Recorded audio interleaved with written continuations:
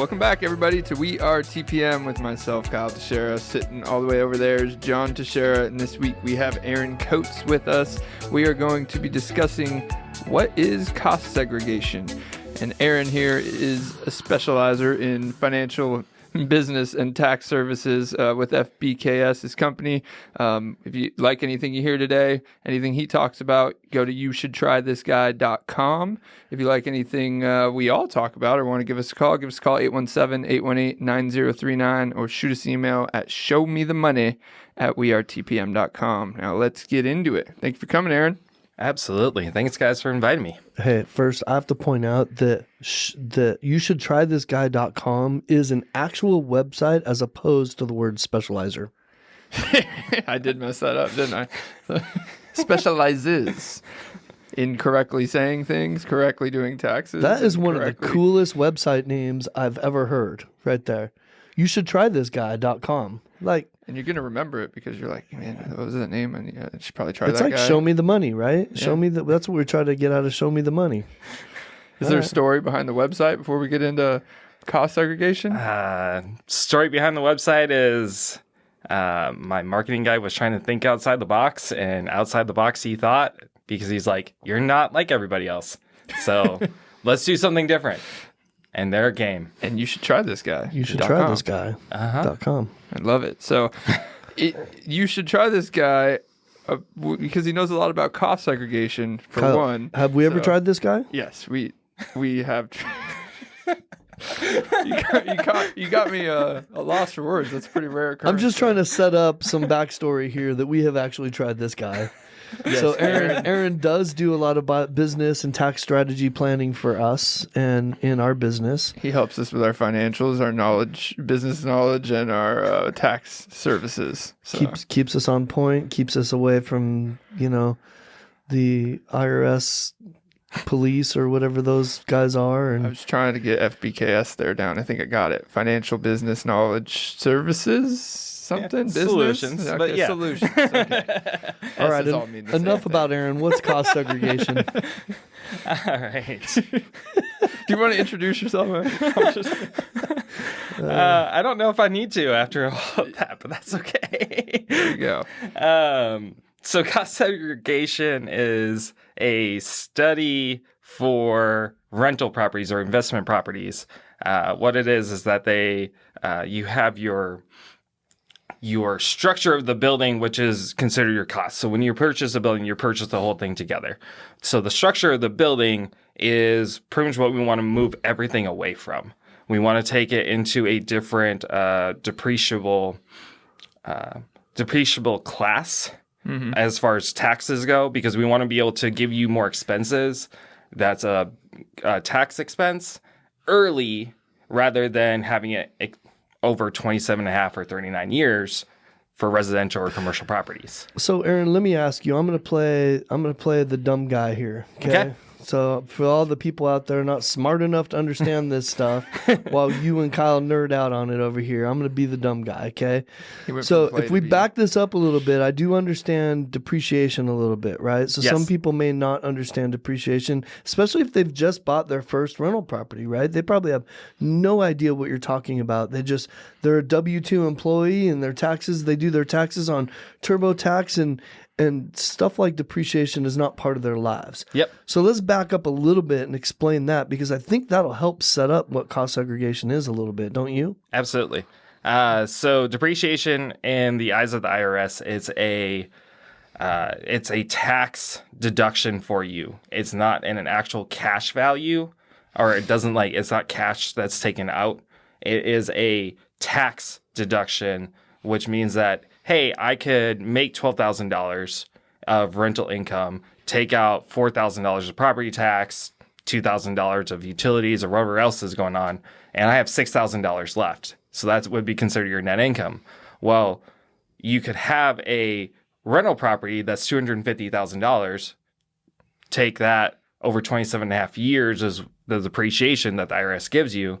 Well, you now have zero income based off of taking that deduction. Okay. So that depreciation is, you said 27 and a half years or 29 and a half years? 27 and a half years on a residential property. So it's my understanding that on any asset, business asset that I have, I can depreciate it over whatever period of time I want to up to that amount. Is that correct? That is not actually, okay. because if it's a property, you have it's 27 and a half years. Okay. There's no ifs, ands, or buts about it unless you do the cost segregation study. Okay. All right. So take it back to your question about just simplifying depreciation is what you were trying to do, I guess. So like if you're a business owner, you buy a laptop for your business purposes, you basically write that all off, right? So you spend $3,000 on a laptop, it's $3,000 less income that year. Yeah. Those are items you can depreciate all in 1 year. So that's just a simple example for depreciation. So let's make it more complicated. So in the past, I've depreciated things like goodwill. You know, like if I'm buying a list of customers from somebody or buying a business, I've depreciated that over a period of time instead of being taxed on that all at one time, right? It's basically kind of like deferring it and spreading it out a little bit is kind of the way I think of it. Yeah. The what you want to do though is you want to be able to get it as fast as possible. You don't want it to be actually like you don't want to take the whole time because goodwill, that's something that's going to be over 15 years. Right. We want that to be as little as possible because we actually want you to be able to take expenses or take the expenses faster. And I assume that's where cost segregation comes in, right? Absolutely. All right, go for it. Why are we doing it? So cost segregation is when you purchase that property, you have multiple parts of it. So you have on the outside, you have the concrete for the driveway. You have the concrete for the walkway. You have the windows, the siding. The walls. Well, hold on. We'll get there. He's talking about the pieces right now of your property. I was just going to start dancing. I'm sorry. It's okay. What happens is that we're able to take those and we're able to separate those out from the purchase price of it. And we're actually able to take that into a faster depreciation schedule, which in 2023, we're able to take 80% of that total and fully take that amount and fully take 80% of it against your income in 2023. Okay. All right. So you're going to add up the cost of the flooring and the windows and all this stuff that can be removed or added to a property, you know, and treat it as an item. Treat it individually as items like that laptop for your business. That window is for your business. And take it out of the purchase price, essentially. Yeah. You have everything, like as you said, the flooring. I've seen some lodges up in Broken Bow that actually have wood, on the inside, the wood interior. And so we're able to take that because it's not just a blank wall. Because blank walls, those are just a part of it. But because it's an additional add to it, we're able to take that apart and be able to say we're separating that out in the segregation. Everything that doesn't make it a blank slate building property, right? Yep. So if I was to summarize that, instead of looking at the property as a whole, I'm segregating all the pieces and parts of the property and coming up with a cost for each piece and part to improve my tax deduction. Correct.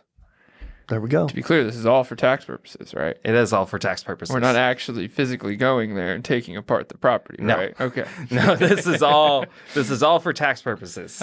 Love it. So probably the biggest question here that I want to get into is who does it benefit? Like why are we talking about this? In what scenario does it benefit somebody?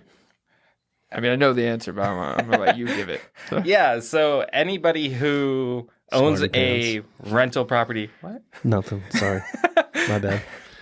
Anybody who owns a rental property or owns a commercial building as well, actually. Anybody who has those two assets a part of their wealth, they're able to actually do a cost segregation study on it and be able to make it be a faster depreciation schedule and have faster depreciation on certain aspects of it. Okay. So, and this can offset I know there's probably might be two answers here, but if I'm a business owner, have a whole separate business that made $100,000 this year, this can offset that income. Is there certain scenarios that can offset the income? Is that one of the reasons I do it? Yeah. So one of the parts of it is we want to make sure that we have, like you're a business owner and you're going and you're getting a rental property. Being able to offset that, we want to make sure that you're considered a real estate professional. By doing that, we have multiple ways of being able to make sure that happens. But we also need to make sure that they're able to offset that money, and that's how we have to do it. We have to make sure that we have that aspect of everything. Yeah. And we talk a lot about short-term rentals on this podcast. So, and this is one area that I brought up, didn't want to dive into because I wasn't like you sitting here. But just to keep this simple, the requirements of that real estate professional are different for short-term rentals, correct? Yes, they are. They are 14 days, if I'm not mistaken. 14? Yep, 7 or 14, one of the two. Yeah, somewhere around that number. So if you want to go spend 7 or 14 days, whichever one it is, in your property, upgrading it from the beach or whatever. That makes you a real estate professional? That makes you a real estate professional on your short-term rental. You know, if we're not careful, someday that's all it's going to take to become a real estate professional. The way things are going. Well, this is only in the eyes of the IRS. I got you. So this is just the eyes of the IRS. I understand. All right. So if you have a dental office or something and you have a bunch of income you want to offset, you may be able to classify yourself as a real estate professional easier by buying a short-term rental. And is this why doctors constantly call me and tell me that my CPA told me I need to buy something? Yes. I mean, I get that all the time. Spending money saves you money. Yes. It's crazy. Yes. Well, spending money on real estate saves you money on taxes. Got it. I did know that already. By the way. So we kind of jumped into the why do a cost segregation study. I bet you some of these examples that he brought are going to help enlighten us on what exactly, like, really why you're going to do it, right? Like, if we can, like really see what kind of impact it has to your bottom line and to your tax bill, I think that's really where it's going to be eye-opening, right? Yeah, I mean, we kind of tailored that towards business owners with our answer, but really big portfolio investors can really benefit from this because you can do... Correct me if I'm wrong, but you can have like a big portfolio of income, even if you're not a real estate professional, and use this to offset other rental income. Yeah, you could be a W-2, high-earning W-2 employee and be able to go get a real estate property, go get get a rental, short-term rental, whichever one. And by doing that, we're able to then offset that income, especially if they're doing management pieces of it, to where you could be at $1 million of income, but now because of a cost segregation study on a rental property, we could be looking at you're at 850, maybe a little bit less. All depends on the size that you purchase. And you're just talking about one property. I'm talking about one property. Yeah, you can do. I have people who have bought 8 in a year. And then they do it the next year, and then the next year, because for this exact reason, right? So, yes. We could talk more about that, but I think it's helpful to get into the examples, right? Just because this makes a lot more sense once you see the numbers, and then we can kind of outline more of the why. Yeah, I hope your examples speak to both people, the person that's got maybe one rental, right? And maybe the person that's got a portfolio, right? Yeah, I did. I mostly chose ones that are just one individual.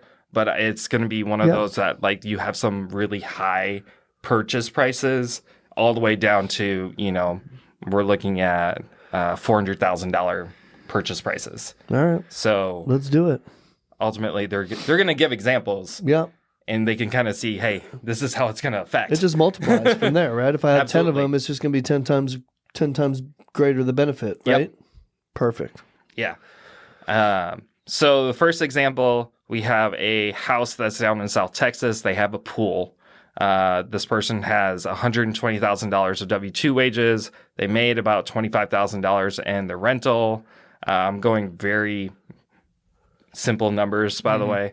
And then they have a business that made them $300,000. So in total, they had a taxable, well, not taxable, what's considered adjusted gross income, so total income, of $445,000. All right. After, different things, the standard deduction, the whole QBI adjustment that goes into it, their taxable income is $354,000, and they owe $74,000 in taxes. It's fun. Yeah, it totally is. People love writing those checks, right? Just to be clear, these are not any numbers that are related with us. No. I want that problem though. I want to have to write a 74th. I remember the first time I wrote a 5-digit check. I was mad, and then I thought, you know what? I'm blessed. I'm blessed to have made enough money that I have to write this check. Well, and reasons, adding into the reasons to do this is so you don't have to write these big checks, right? Yeah, so yeah. We'll let Aaron finish his example now. So 74 grand. Okay, so I'm sweating it. I'm like, oh man, I got to write IRS 74 grand. Oh wait, I know Aaron. IRS. I know Aaron. He's gonna help me. Hey, Aaron. All right. So during the year, they purchased a property that was $40,000 or $400,000. Sorry, not 40. So they purchased for $400,000. So that's not the full purchase price. The full purchase price is $550,000. We have to take out land value. Okay. So that's why it's lower based off of that.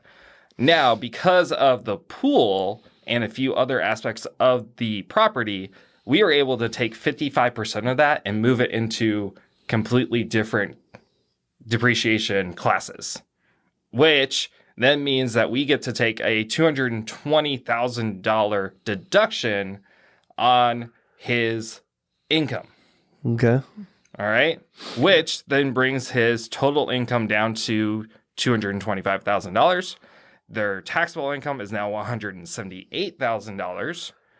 And wait, am I still writing a $74,000 check? Because I don't have much left. Nope. So now they're only writing a $30,000 check. Oh, I've done that before. I've done that one. But it has now saved them $44,000 in taxes on potentially a $5,000 investment. So, to do the study. So aside from this, Kyle and I talk about this all the time about why real estate helps you build wealth. That's the purpose of this podcast, right? So this guy did something to help him build wealth, and it ended up benefiting him $40,000 in this particular tax year. It's kind of just as a side benefit. It has nothing to do with the wealth building benefit there's probably people out there that do this just for this reason, right? Just to save, they get they're like, oh crap, it's December 15th. I need to buy something, right? And they go buy something real fast, right? But for the rest of us that are like the rest of us normal people that don't have like bazillion dollars, it's good to see that there's tons of side benefits, tax benefits, to this purchase. Oh, absolutely. This is an actual example, it sounds like. Yes. Yeah. Nice. And now they have a property too that's going to appreciate in value and build wealth as well. So this guy loves you, and he's buying another property next year, isn't he? I would not be surprised. If I was him, I don't know why he wouldn't. Well, it already looks like, so if he did this, if he did 2 of these, right? If he would have bought 2 of these, it would have we'd be below. We'd owe the IRS nothing. Yeah, owe IRS nothing, and he would have a carry forward into the next year to offset income into the next year. Another $13,000 of offset income, roughly based on what you gave. So, and that sounds like you're putting, instead of giving the money to the IRS, you're putting it into down payments on these houses. Yep, it's just an investment instead of. Giving our government's a great investment. It's kind of like the government is paying about half of my down payment is basically what it comes down to when you think of it that way. Not taking half of your down payment is more how I would phrase it. Well, no. Money would have come out of my account and it would have went to the IRS. Instead, it went to the title company to purchase this. Sorry, I pulled away from the microphone. My bad, Steve. So then when this property... I got excited there. I got really excited. And then 10 years later, when this property is $1 million, you do this again. You could go use that money, your capital gains money, and use it to buy 5 to cost seg out. And well, yeah, but why would you go and sell it if it's still making you money? Why sell it? Why not just go refinance, do a cash out, and then just use that to go purchase more. Love it. That was a trick question, and you answered it correctly. So We'll keep you around now, Aaron, since you answered correctly. Oh, okay. love it. So So, do you have other examples, or should we get into what a cost segregation study is? No, so I got 3 more if you Go want for to go it. through This them. is fun. I'm right. enjoying this more than I thought I would. I thought my brain was going to explode, but the next one's a vacation rental. all right, let's get it. Now I'm all in. Or vacation home. Yep. Okay. It's a vacation home in Georgia. So this person had $200,000 of wages.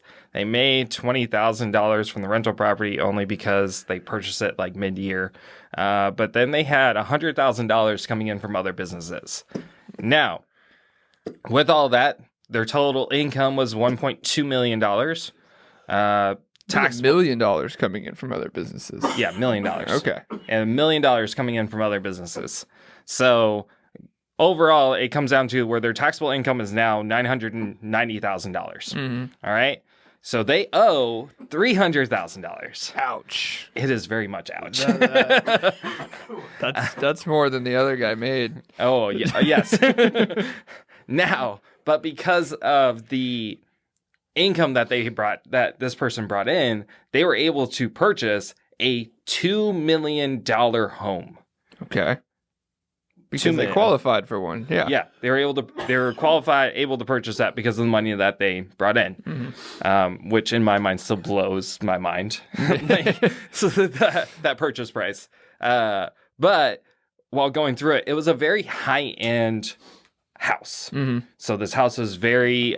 There's a lot of pieces to it. There were a lot of pieces to it, very upgraded. It was actually kind of like a wood cabin. And because of all of this and the purchase price, we were now able to take 45% into a segregate out into a faster depreciation. Okay.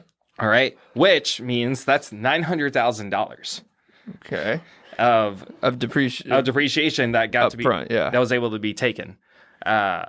With that, now their taxable income or their total income is now 320, and their taxable income is 270, which now means that they only owe $53,000. You go from 300,000 to 53,000 because of one property. Which you write a lot happily because we're still talking about a five-figure check because the other one was a 3-figure or six-figure check. Yes.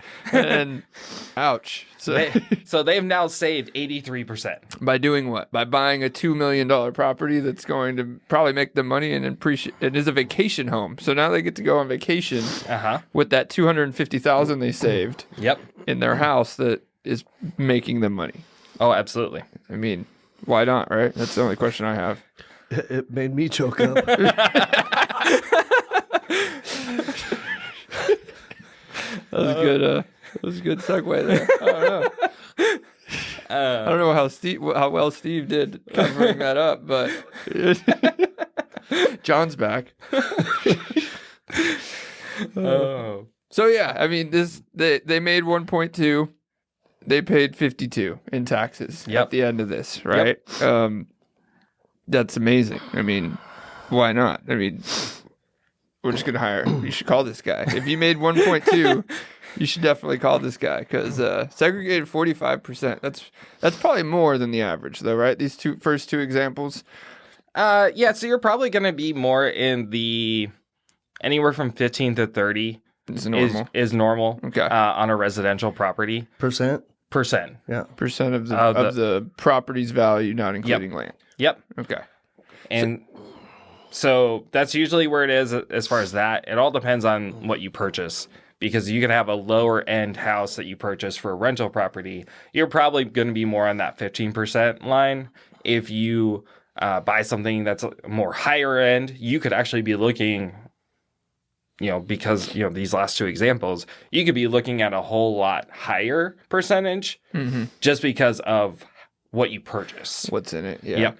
So one question that we haven't touched on that I thought was very interesting, and I even asked you when knowing about this doesn't have to be purchased in the year you're doing this whole cost segregation, correct? No. Okay. So it could be one that you've purchased within the last 10 years within the last 10 years is usually where you can get the most benefit out of it. Because your value would have been really low. It's based on what you purchased it at. Yes. Right? Okay. Yeah, it's based on what you purchased it at. But even then, like if you purchased it, 15 years, you've already moved out of that 15-year span of what some of the costs would go to. Okay. So usually we want to stick anywhere within 5 to 10 is okay. We're going to have a lot more of a deeper conversation around that in comparison to if you purchased it last year, you can still do it before you file your tax return. And you can even target things specifically for this reason. Sounds Yep. like you call this guy, he'll tell you this is when you'll probably get in this range. Obviously it's an in-depth study. Yes. You're not going to be able to give them an exact figure, but if you're trying to save $250,000 in tax savings, they probably wouldn't have gone and bought a $500,000 house. They needed that $2 million property value. Absolutely. So, and I'm sure that's partially why they targeted the $2 million property, right? Yes. So, yeah. Yes, one of the many. One of the many reasons. Okay. So, the W-2 wages is something I meant to ask you too. Just because we spoke on offsetting your business income or your income being a real estate professional, that is separate from W-2 wages, right? You can offset W-2 wages Yes. regardless of that Yes. designation. Okay. I think that's important to note. Yeah, you can absolutely do that because there are some who they don't have a business, like we had talked about before. Those high earning W-2 wagers, who they're in sales or they're in they're. A lot of lenders get paid W-2 now with the new. That's true. The last 10 years with Yep. the way they're structured. So. And they pay big tax bills. We know a couple of them are where I'm like, yeah, you need to call this guy because that one hurt. That one hurt. So, okay. So we talk a lot about Airbnbs. I would be most curious to hear about this Airbnb you got on the list. Okay. Yeah. So there's a Airbnb that's up in Broken Bow, that the person in total, so their total income between W-2 rental, their business and whatnot, they're making $368,000. Mm-hmm. And it comes down to that their taxable income is now $290,000, and they're going to owe $57,000 in taxes. Still ouch. Yep, still ouch. The crazy part is that up in Broken Bow right now, as you guys know, the property values are crazy high. Yep. And that ultimately helps. Like 7 figures mostly. Yes. Yeah. That helps those who purchase them who are trying to do this. Mm-hmm. Because that's going to allow them to be able to really take all those costs and be able to help them and help their bottom line. Pull it out. Yeah. Yep. So their property value that they purchased, it was $1 million. They were able to segregate out 35% of that. So easy math, that's 350. Mm-hmm. Well, if you remember, our taxable income was $289,000 and their regular income was $368,000. Well, 350 minus 368, we're now looking at $18,000 of income. And that's not even taxable yet. That's right? not even taxable yet. That's just regular income. Okay. Well, even with the standard deduction, which is $25,000, we're at zero. We have zero income that needs to be considered for taxes. Mm-hmm. So now they have now saved their whole amount of taxes, which was $57,000 by purchasing this one property in Broken Bow. With 100% tax savings, and that number is not even including the tax savings that'll carry over into the next year, correct? Well, it's still under the 368. So yeah, it's still under 368. So you're using a standard deduction. Okay. Yeah. Well, so there's no carryover on that one just because of we had before the standard deduction. Mm-hmm. There was still income, but still, I mean, zero. I'll write a check to the IRS for zero all day long. You might even get them to write you a check, huh? And then you get $57,000 that you were expecting to go pay out to the IRS, and buy another one. Now you can go buy another one. That'd be like getting money if I didn't have to write the IRS a check. That'd be like getting a bonus. Well, I'm sure after this 100,000 in W-2 wages, they're withholding something, right? So they might be writing them a check. So. Yeah, they probably had some type of withholdings. that they will now be receiving all that money back. Why? Because they called this guy? See, it's catchy. It was good. It was a good, it was a good segue from your marketing guy. We'll agree. That guy can help. Well, I already forgot the website. Maybe not. You got to call this guy. You should. You should call this guy. Try this guy. You should try this guy. You should try this guy.com. Got it. I thought it was memorable. Apparently it wasn't. We'll go with the coughing fit. You should try this guy. Now, after this conversation, you should just say, why are you paying taxes.com? Like, why are you paying taxes.com? So I guess this is probably a segue. This is a common question that I've heard people ask in recent years, but like, this is the Trump method, right? This is essentially why. So Trump did this. Grant Cardone has done this. Robert Kiyosaki has done this. If you guys don't know that, Rich Dad Poor Dad, there's plenty of high name people who they do this all day long. Yeah, this is what they do. And we're not talking about why Amazon doesn't pay taxes. This is why on your personal returns these guys don't pay taxes. Yep. Right. Like because they do this. This is why they constantly buy them. And in a real world example, this is 1 year, and you're like, okay, well now I got the $1 million property. I didn't pay taxes this year. So this helped me this year, but then I go make $400,000 next year. So I'm just going to buy another property, right? It's the taxes are incentivizing me to continue to also grow my real estate portfolio, which also builds your wealth. Yes. Yes. Good job. As we have demonstrated over and over again every single week on this podcast. Well, and one of those that the way that I've looked at it is, you get the money that you have from the tax savings, okay? So the money that you're expecting to go pay out, or money that you've already paid in, and now you're like, oh, I'm going to get this money back now because I don't have to worry about that. What's going to happen is that the money that you also get from your rental property, along with the money that you have now saved on your taxes, you can easily use that to, as you guys have said, go purchase another one. Reinvest. And continue doing it. And because ultimately, the more you continue doing it, the more that you don't have to pay. You don't have to pay the IRS, and now you're making generational wealth. I love it. So let's make this simple too. What would this, before the cost seg, what number did you use here for tax due? I guess the tax bracket amount? Yep, tax bracket. Okay. So you're saving that much at minimum. Yes. So I'll take that. So we talked a little bit about going back and doing some. So let's say I've got 4 or 5 properties, and we're coming up on our tax year right now. We're coming up on preparing taxes for the last tax year, I guess. But okay, so I could take like maybe the oldest one I've got, right, and do that now and start working to the newest in order to take advantage of this for all of my properties, right? I mean, would that be the smart play? I would say if you have that many, it would be a conversation of, for this one, we could get this much saving. This one, we could get this much saving. Let's take these 2 within this year, so that way you don't owe any money as for taxes, and we can continue on the other ones for next, like for 2023 if we wanted to, wait until 2024, whatever it is that we wanted to do with that. Got it. Well, and here's another one that I know is important for most people who are so good at planning ahead. You Why'd only you look have at me to when you own. said that? No, I didn't. There was a mirror somewhere. There was a mirror I swear somewhere. you looked right at me. You peered through my brain. You only have to own this property by December 31st of Correct. the tax year, correct? You do not. The cost segregation study just needs to be done by the time you file. So wait a minute. Correct. I could before I file on April 15th this year, I could do that cost segregation. Yeah, I know you laughed. You laughed like I've ever got it. April 15th. Right? April 15th that's normal people's deadline, right? So let's just say before that, when normally people do it, then I could do it before then. Yes. And take advantage of it right now Absolutely. on my tax bill that I'm going to pay for 2022.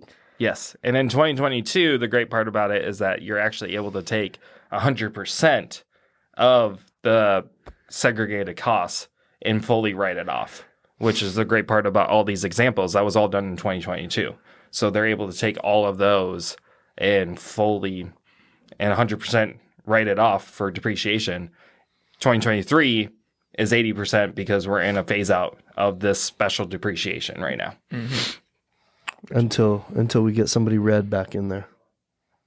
Is that what that comes down to? I Is don't this know. a red blue No. thing? No, this is fully based off of the tax law and how everybody plays out. All right. I can't. Ultimately, I would love for the 100% to continue going. I don't know what's going to take for that to happen, but that's. But right now it's 80, so it's 20. It's 100% up through 2022. So if I had a property that I owned prior to 2022, I can get 100% from that. Yes. If I buy it this year, then I'm only going to get 80%. Correct. From something I buy this year. 80% in the first year. The remaining 20 still gets depreciated over like 5 years or something. Yeah. Still better than 27. Yeah, it's going to be over 5 or 15. Just depends on what it is. What it gets segregated into the costs. So is this slowly going away then? No. Okay.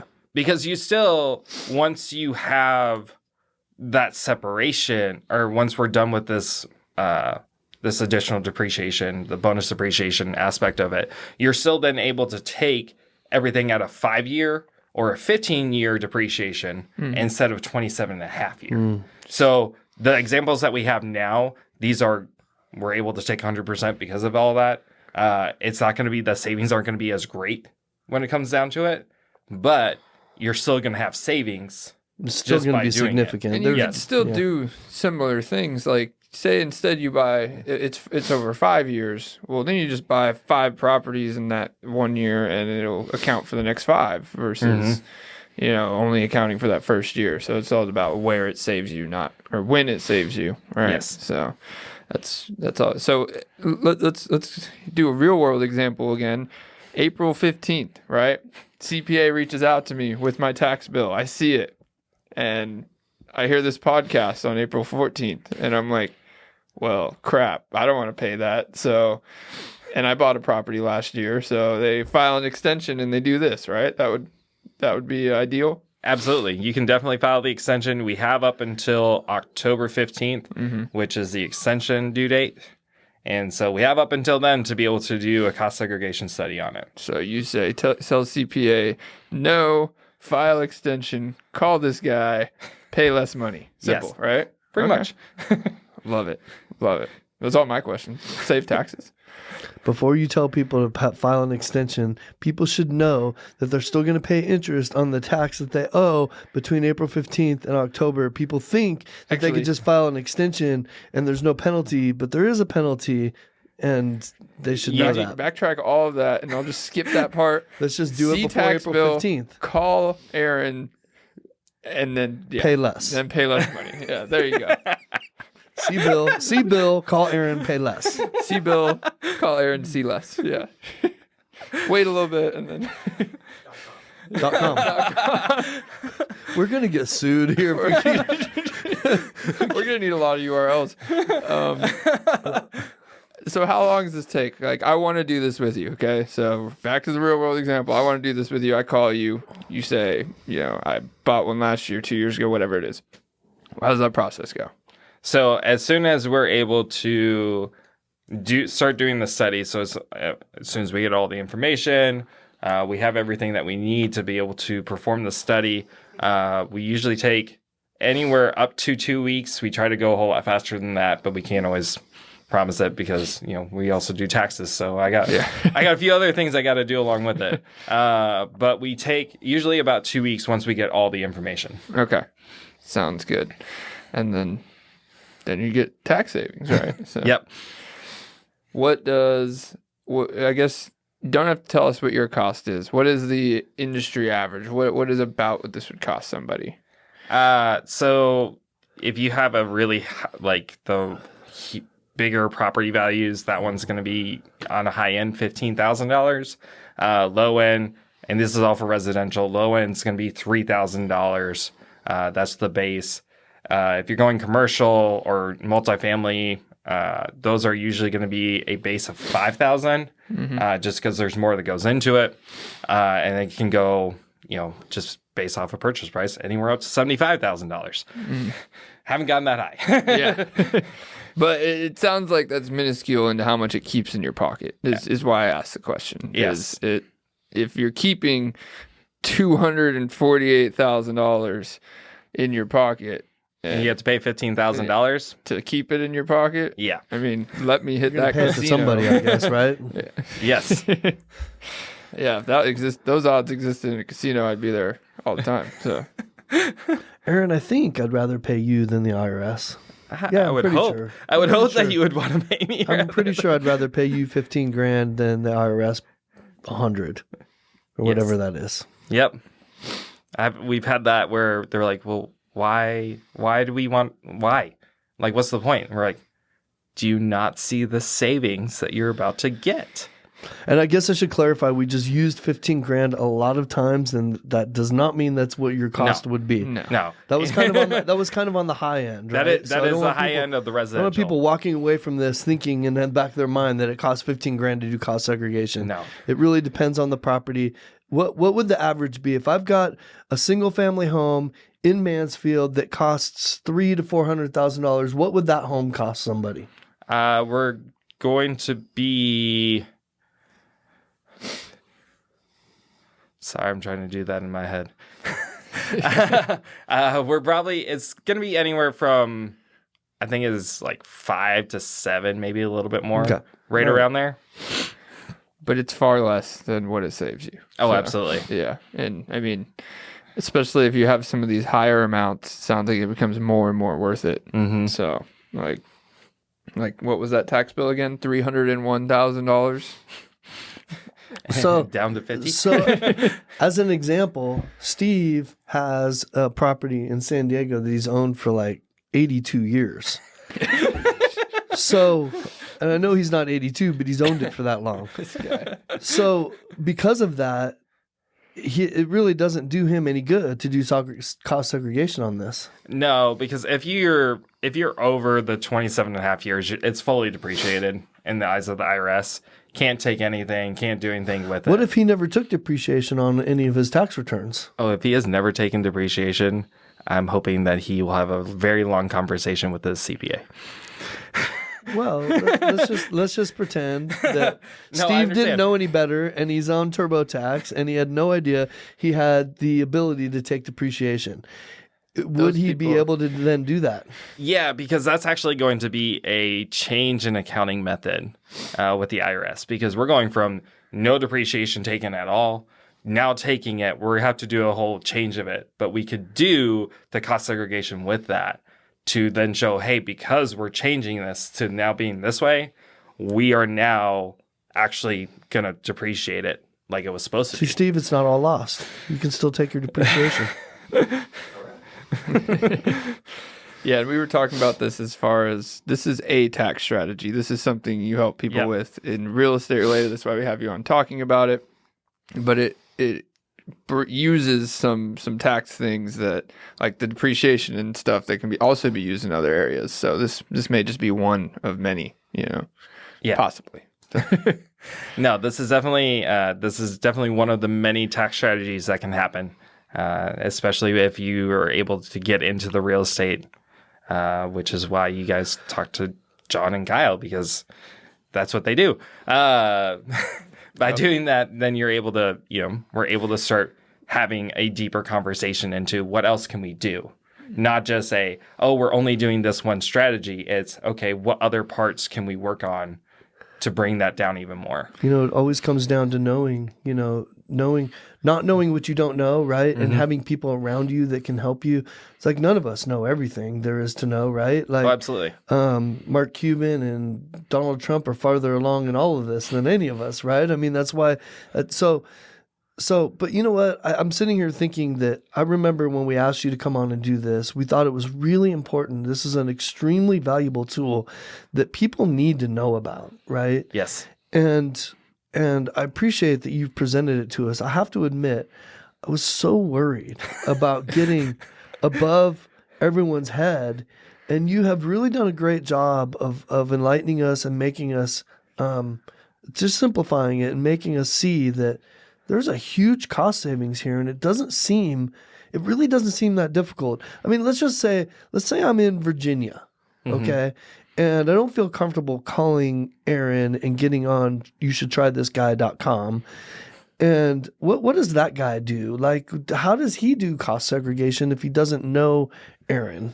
Well, there's many companies that you just go search and that they're able to go find one that maybe they feel more comfortable with, maybe one that's closer to them. Of course, the difference, there's always going to be a difference in the costs. Some people actually are always going to have to go out to their property. Other ones like us, we try our hardest to not have to go out to the property. We have tools that we're able to use to not do that. But at the same exact time, you have many, firms that are able to do this. Can you do it yourself? You can try, but you're probably not going to get as best, like the bigger savings as what you possibly could if you had somebody do it for you. Yep. That's usually the case, isn't it? Yep. Would you want to do it yourself? I don't. I just asked the question because I know what people out there might be thinking while they're listening to us. Well, and there are some companies who they say put in like 20 pieces of information, and what it'll do is it'll come out with a conservative aggregate number based off of all the other properties that they've done, and that they will say, okay, based off of everything else, we will then give you, here's your cost segregation study based off of what we've already done before. Mm-hmm. Got you. Just off of the 20 pieces of information. Yep. And usually it still works, but you're probably also going to be more on the lower end of what your savings could be. Because they're going to be conservative because they haven't actually. Yep. Got it. Yep. Well, and one of the who's here we didn't really mention at the beginning, but I've actually talked to a lot of real estate professionals about like realtors, right? So commonly, colleagues and people we know in the industry, they sell real estate, and make a huge income in the year, but they own no rental properties. They don't buy any rental properties themselves. They're the worst managers of rental property too. Well, and worst investors, but sometimes. But this is a huge reason to do that because you're already a real estate professional, so you get that designation. You can use this to offset all of your real estate commissions, correct? Yeah, absolutely. Yeah. Because we don't have to, for people like that, we don't have to play around with going and setting up a management company, going and doing all these things to show that, hey, they're actually being active within their real estate property, even though it's like, oh, hey, the property's here in this LLC, and they're over here doing this. We don't have to do that whole add a separate company into this. We only have to do they're a real estate professional. Oh, they bought a rental property. I don't have to do anything else. Yeah, I don't have another thing I have to worry about to be able to add into. And I bring that up because people might think they have to manage it themselves. They don't. They could. No, they don't. They already are meeting enough of the criteria for a real estate professional because that's based on like hours essentially, right? Yes. Not where it's at. Yes. So yeah, I think that's huge for a lot of these realtors that don't want to go buy rental properties. So offset your incomes. Aaron, they hate tax bills. Aaron, I know we've mentioned your website over and over again. You should try thisguy.com. If people have more questions, they want to look into doing this more, besides just going to the website, how do they get a hold of you? So they could email me at Aaron, so AARON, at youshouldtrythisguy.com, or they could call me. It's 817-717-3022. Those are the two best ways to get a hold of me. Is that the phone number I get where I get that really soft, cold music where it soothes me and calms me down before you get me on the phone? Yes. Okay. All right. Yes, that's the number. All right. Maybe you should pump him up before you start reading numbers or something to him, because I think that calms him down a little too much. He puts me to sleep before I get on the phone, and then I forget why I called him. I'm like, oh, hey, what's up, Aaron? Then we quickly get back into it. It's okay. Yeah, it's all good. It's fine. I'm flexible. I love it. Thank you, Aaron, for coming on today and talking cost segregation with us and everything else we discussed. Yeah, extremely valuable. Absolutely. Appreciate it. You guys are welcome. It's an inspiration to us all. I'm ready to do some cost seg. Let's go. All right. So if you guys want to get a hold of us, we will link you with Aaron, or we can talk about any of these things, help you get some properties to cost seg. Give us a call, 817-818-9039. Shoot us an email at showmethemoney@wearetpm.com.